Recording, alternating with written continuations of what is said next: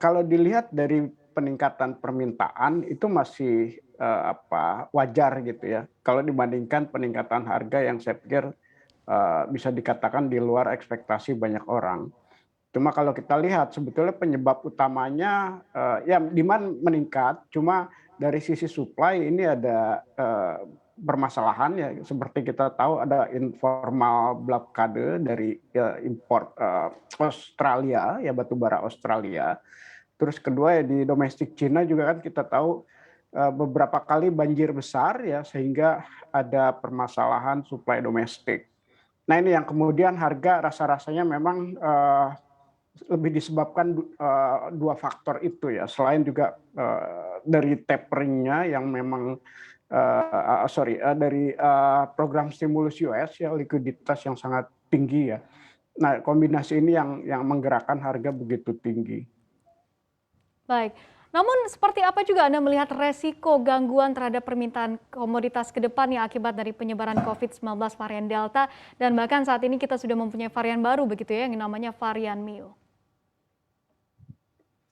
Ya, ini memang, uncertainty ya yang, timbul kembali, eee, cuma perlu diingat bahwa sebetulnya ekonomi itu secara umum sekarang ini dalam tahap, recovery ya, semuanya sudah membaik dan juga, perlu dilihat bahwa ada faktor yang sangat berbeda dengan tahun 2020. Sekarang tuh udah ada vaksin, ya, udah ada vaksin, ya vaksinasi udah terutama di negara maju kan sudah cepat sekali ya, ada varian baru memang, ya sedikit banyak berpengaruh, ya terutama di negara berkembang. Kalau di negara maju, memang ada laporan bahwa vaksinnya kurang atau efektivitasnya menurun.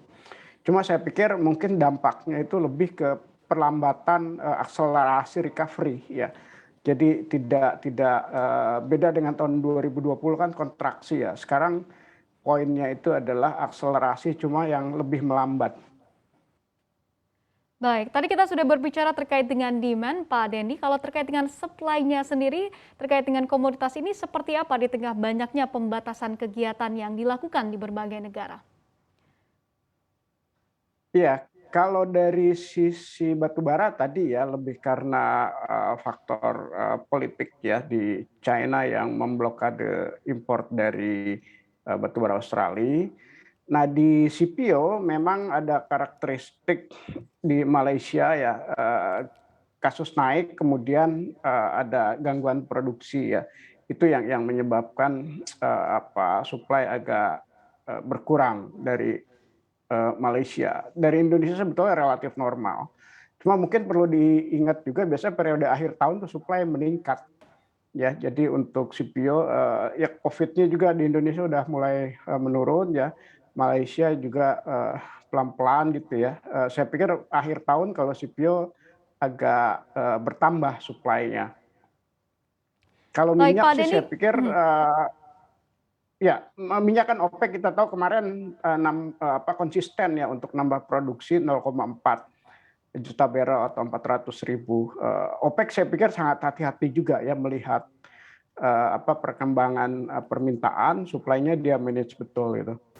Untuk informasi lebih lengkap dan berita terkait, klik link yang ada dalam deskripsi. Dan jangan lupa untuk install aplikasi CNBC Indonesia di App Store dan juga Play Store. Jangan lupa subscribe ya.